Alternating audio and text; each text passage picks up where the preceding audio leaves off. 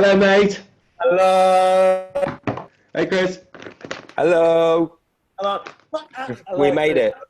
Hi, Kevin from Black Ghost Records. Thanks for taking the time to do this interview. I really appreciate it. So I'm just going to go about asking you some random questions, and we'll go from there.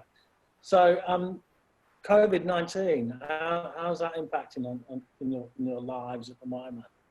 I mean, I'm like not working. A lot of people aren't working.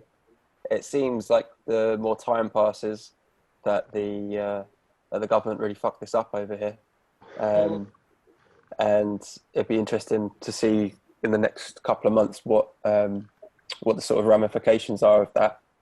So like it's a weird time, because some days I wake up and it's like, this is great. I feel really relaxed and I'm not at work, so that's all right. But then the worries of everything else, family worries, etc., come to play, and then thinking that this could have been dealt with a lot better than it has been. So I think it's possibly like there's a lot of crazy conspiracy theories going around as well, with people being really angry with the government. So like I think it's sort of, I've started to worry a bit about how people are going to react when they realise that this was dealt with so badly, because people are trying to find answers for things that aren't there, and they're like looking at like 5G phone masts and like, things like that, and to like take their anger out on. So it's like, yeah, it's been a ride. It's been a very strange ride. Sure. It is very strange. Every now and again, I end up on Wikipedia and looking up football teams, and you can see they got charts of since they started, where they finished in the league, and then there's some blanks where no leagues happened, and those blanks are world wars. And then in years to come, I'll look back at this, and there'll be a blank for this year as well. Today, kind of just puts it in a frame for me somehow. Looking at thinking about in the future, looking at those football charts. It's quite scary, actually, isn't it? Mm. For Oh everybody. yeah, it's frightening. There's one website that I check every day just to see what the numbers are of deaths and also like confirmed cases. And then there's a strip for recovery, and every country has how many people are recovered, and by the next to the UK it just says not applicable. So like they're not tracking it, not keeping on tabs with it, not able to. I don't know what it is. Maybe there's a different reason, but that seems a bit telling somehow. But I think that the problem I have is I don't trust governments. Hmm. But especially now, especially in this country, and in yours, I suppose. But after the Brexit fiasco over here, it's very difficult to have any confidence in what anybody says in political positions of power. So yeah, this is like Mike was saying. I mean, the best thing I was saying to my family the other day, I was like, the best thing to come out of this, hopefully, is that we can all like appreciate each other a lot more. Just like and sort of have a bit more empathy towards each other, just in general, because it's been very people have separated off into their own little clans of beliefs, and like, people really hate each other. So hopefully through this, it will bring a bit more empathy and compassion towards one another.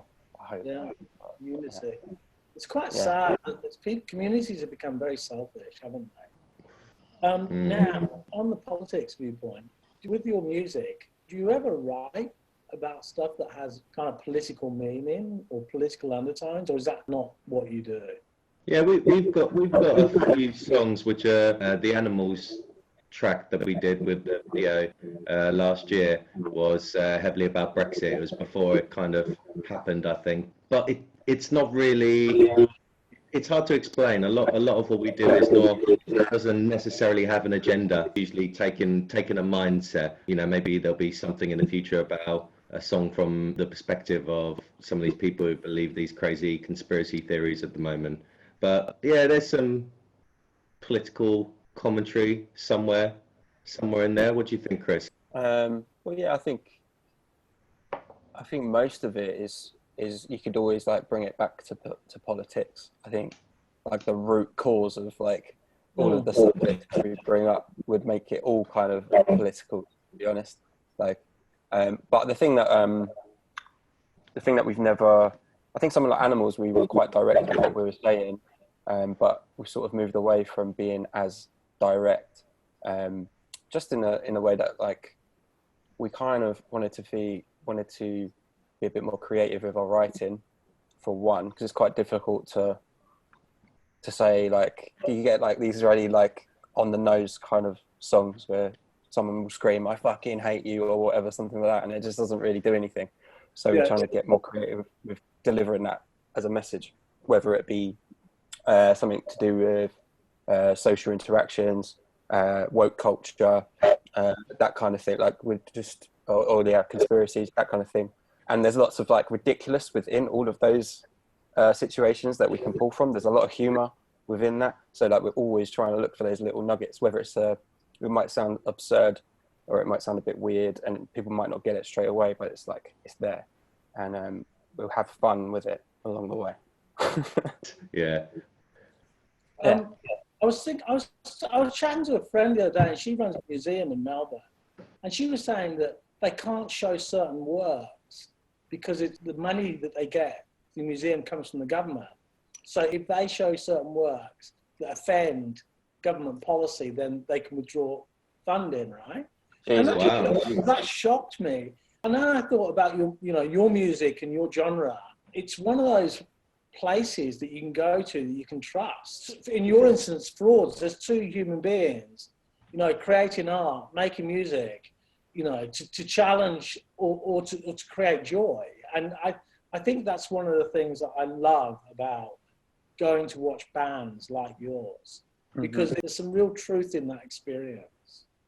Oh, cheers. That's great. Because that's the thing, isn't it? It's like taking serious things and, like Chris was saying, just show them as being absurd. It's hard to express, but just to mix everything up. Well, I think in particular with comedy, there's the ability to do that, to get deeper into the root of something through humor like that. If you give us a little bit of background, actually. So where did you guys meet? When did you guys first hook up? I think it's about 12, 13 years ago, maybe longer, in a suburb of London called Croydon, which is kind of like, it's pretty much a city in its own right, to be honest. It's about as big as Birmingham, but it's not very far from London. And we sort of kind of just lived there our whole lives. We had a 4-piece band for a few years. And once that disbanded, we kind of, our main thing was like, we wanted to do different things. But at the same time, we didn't really want to do the same thing, go through the motions of being in a band again, the whole sort of trying to make it situation. And then we ended up doing this project, Frauds, because we could have a laugh and have a good time and not really take it too seriously. And ever since we've realised that, it's gone really well. So, and we've done the best sort of work that we've ever done. We've played the best shows we've ever done. All the things we've played with some of our heroes over here. Like, there's lots of really amazing things that have happened, luckily, just through us being ourselves. So, yeah, that's quite a long story. So by not giving a fuck, you've liberated yourselves. It's this thing of always trying to, like when you start out, trying to do something that you think other people want, and every single time it fails, you just get to that point of thinking, well, if I'm going to fail, I might as well fail at doing what I want to do. But I think the truth is, people really respond to it. It's like you're saying, you see two people having fun and being themselves, and it's infectious, I think. It is. I think what you do is wonderful. The cliche question, though, Frauds. What can you share? Where's Frauds come from? Well, when we first started, my idea of this band was we would basically rip off B-sides and sort of lesser known songs from like old punk bands and bands like the Sonics or the Monks. I was really heavily, I had a period where I was like really into it, and I was like, oh, we could do like 2-piece versions of these, mess around and just not say that we're doing cover versions, just basically blatantly rip it off. And call ourselves frauds, and it'd be just a bit of a, I don't know, kind of a performance art kind of thing. But then like we ended up just doing a couple of covers and then writing our own songs. So Yeah. I mean, is it easy to describe your creative process, or does it change? There's probably 3 or 4 different ways.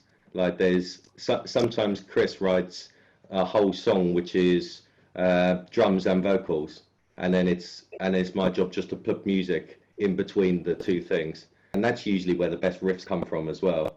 Yeah. And then other times I write a whole song, and then we just kind of play it. And most of the time we've got little bits of ideas, and then we're jumping off the back of each other, kind of developing it. Anything else, Chris? Any other ways we do things? You reckon? I think I think the one thing that we've really improved on, especially like with our new material, is structuring songs. We've got like really, I think we're really good at it now. Like we make very interesting changes, and sometimes we don't make changes where we don't need it. So I think that's something that is like editing what you've done, because you can. In our old band, our average song length would be about 5 minutes. And you just, because there's 4 people, I think because there's 4 people there, all had to have their bit, like their like, oh, we have to keep that bit, we have to keep this bit.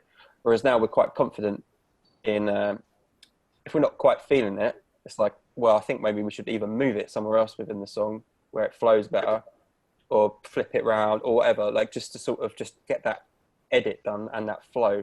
And just like I was saying with like playing other people's songs, listening to other people's songs, just like making sure that it's like got that that feel to it that you want, as opposed to like doing it for the wrong reason, which is selfishness, or like you just because you're like this is how it's going to go, but it might not actually sound that great to other people. And I know Mike was talking about like not thinking about what other people feel, but it's like we always have a little test as well once we've done a song, and it's like, what's the dance move we do to this one? Is it like a more of like a hip thing? Is it like a headbang? Is it one of these ones? Like, I don't know, just like we just always have a little feel through of what it is.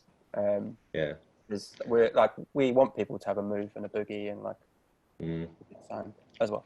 And also like being big enough to let things go as well. There's a song called Money Honey from the new album, and that was a song where I wrote the whole thing. I wrote this 3.5 minute song, all of the music. I wrote a bunch of melodies and kind of singing for it. I didn't do any lyrics, but then it just wasn't very good.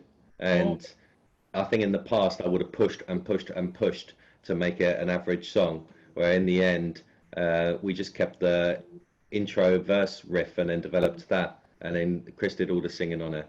And it's really, really hard when you've put hours and hours and hours into something to then say kind of it's fine, let's take it somewhere else.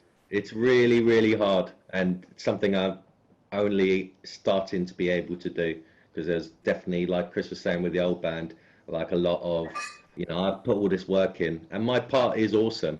It's just like that thing as well. It's like this bridge bit I've written is awesome, but then if it doesn't work, it doesn't work, and that's hard to accept. So you got to leave your ego alone sometimes and just let it go. Yeah. Is it your new album, for people who don't know you? Is they've got to experience it, they've got to feel it, right? But how would you describe the new album? Interesting. I've been doing a lot of Is that writing. a dumb question? Happy for that to be a stupid question. No, I mean, good question. No, this our last album, for context, we recorded over like a period of time in different sessions. So we went in here and there, and it took quite a long time to do. So with this new album and sort of with our songs being better, we knew it was really, really important to go somewhere where we could lock ourselves away for at least a week and do it all in one session. So it has that, like, when you see all those old documentaries on like the Rolling Stones or whatever, and they're locked up somewhere making a classic album, we sort of wanted to try and like do that and make it like a job. So we get up in the morning, get some stuff done, have lunch, after lunch have some beer, go and do some vocals, do some little mixes, have some ideas, see how it's going. And I think with this album, that's the main thing that's come out of it, is that it feels quite cohesive and together. And it's like a storybook as opposed to a collection of songs or poems or something. Yeah, I really think it's probably a handful of albums that I really like where on the album there's not really a particular song that I'll go to and listen, or somewhere where I'll start. It's like, if I want to listen to this album, I'm going to listen to the whole thing.